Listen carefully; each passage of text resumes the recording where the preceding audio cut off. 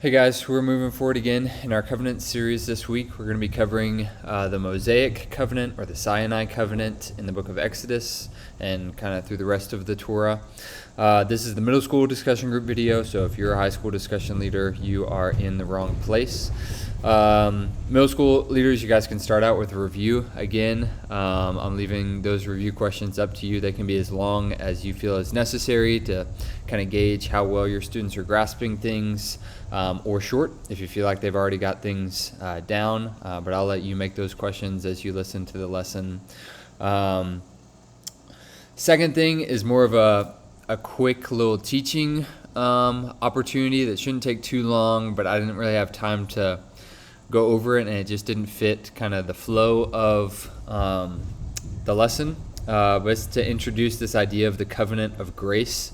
So we're going to be looking at the Mosaic covenant, and I'm going to be arguing that it's incorrect for us to view the Mosaic covenant as kind of like as many people do, as almost like a going back to the garden and a covenant of works, and God is expecting the people of Israel to perfectly obey him in order to be saved. That's an improper view of the Mosaic covenant. Instead, it's actually a progression and an extension of the covenant that God made with Abraham, which is a covenant of grace. Abraham is saved by the grace of God because of his faith and his imperfect obedience, and the nation of Israel is to be saved in the same way. The Lord does not expect them to obey perfectly. He provides graciously a way for them to still be in covenant with a holy God, even though they're not going to obey perfectly. And in order to keep the covenant, they need to have faith that leads to obedience, but that obedience will be imperfect. So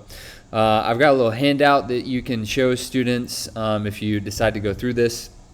It's not groundbreaking, but it can just help people visualize it. So the idea here is essentially that in Genesis 3:15, after Adam and Eve fall, God still promises to redeem a people for himself, even though people have sinned. And so essentially he's stating in Genesis 3:15 that he's graciously going to redeem some people. And then God kind of begins that work of redemption by grace in the covenant with Abraham, and that all of the rest of the covenants of the Bible are just a progressing and a further unfolding of this overarching covenant of grace. God's plan to save people, of redeem a people by grace through faith with imperfect obedience. And so we see that in the covenant with Abraham, we see that in the covenant with Moses, and we're just kind of getting more details as the picture goes along. So in the covenant with Moses, we see the sacrificial system introduced and this idea of a substitute and atonement. And in the covenant with David, we're going to get a return to one person representing all of the people, just like Adam did. The Davidic king is going to represent the people, and eventually Jesus is going to stand in as our representative and as our substitute. So we get more information, and it becomes clearer and clearer and clearer until it culminates in the new covenant when Christ comes.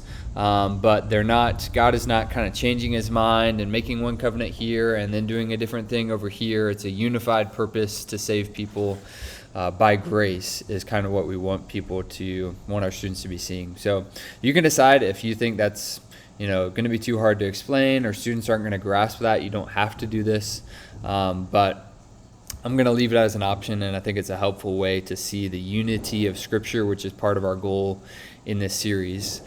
And then I've got 3 questions for you to go through. None of them are super difficult, I don't think. The third question is how do we see the promises of land/paradise and God's presence play out after the Mosaic covenant is given? So we've been centering on these themes throughout, that God is creating a people for himself who will dwell in paradise amongst his presence. And we saw last week in the beginning of Exodus, God has kind of already fulfilled the promise, at least in part, of a people by multiplying Abraham's descendants, and they're spreading throughout the land of Egypt. And then he turns to focus more on the promises of land and the promise of his presence. And so this is actually something Carter's going to hit on next week at the beginning of the lesson. But I think for our middle school students, it would be good for them to go ahead and start putting those pieces together and it'd be good for them to go over this now and then even have a review and a refresher next week. So I've got the answers laid out for you there. You could go into much more detail, but that's not necessary. It's up to you on how these promises get fulfilled, but I trust that you guys can walk through that.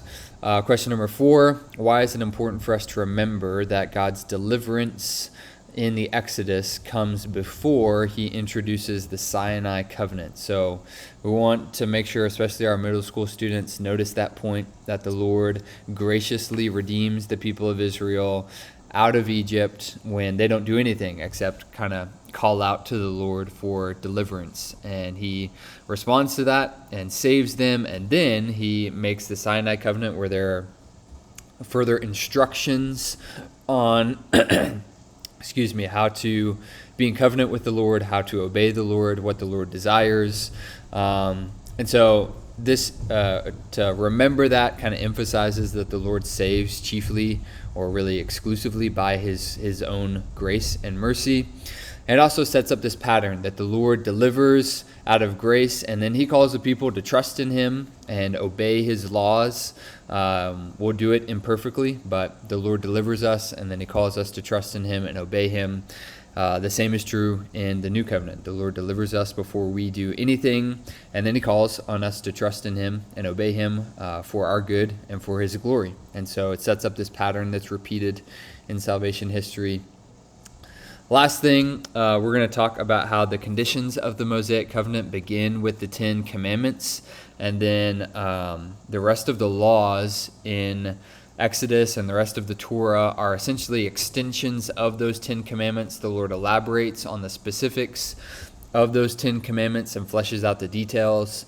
So I'll explain that some in the lesson. You're going to ask, how is it helpful to see all of the laws in the Torah that way, as an explanation and an extension and an elaboration of just the 10 commandments that God gives? A couple of answers there. I think it's helpful to see that these laws that we see, that sometimes we're like, that feels weird and random and like such a minute detail, that these are not random, not unimportant. Most people will see the 10 commandments and read those and be like, yeah, that seems reasonable, seems like a good idea. And so if we see the rest of the laws as really an extension of that, it makes us less kind of skeptical and pessimistic as we read through the law.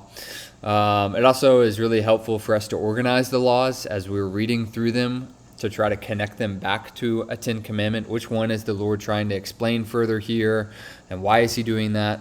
So it's helpful as we read to kind of organize what we're reading. And it's also just really helpful to see how the law can be kind of folded up into being really small and then unfolded and expanded. So you can walk them through kind of these maybe 3 folds, I guess you could say. The smallest is what we just went through in our previous series, that the 2 greatest commandments are to love the Lord with all your love the Lord your God with all your heart, soul, mind, and strength, and to love your neighbor as yourself. And almost everyone would agree that that's how you can even summarize the 10 commandments into 2 tables, that the first 4 commandments pertain to loving the Lord, and then the latter commandments pertain to loving your neighbor. And then so you can just start with those 2, and then you can expand it a little bit into the 10 commandments, and then you can expand it a lot into all of the laws that elaborate on the 10 commandments. And so we can kind of shrink down and expand the laws and what God is requiring from the nation of Israel, which I just think is a helpful way to view and understand what God is doing in the many laws that we find in the Torah. So feel free to jump around, feel free to ask your own questions, and I will see you guys on Sunday.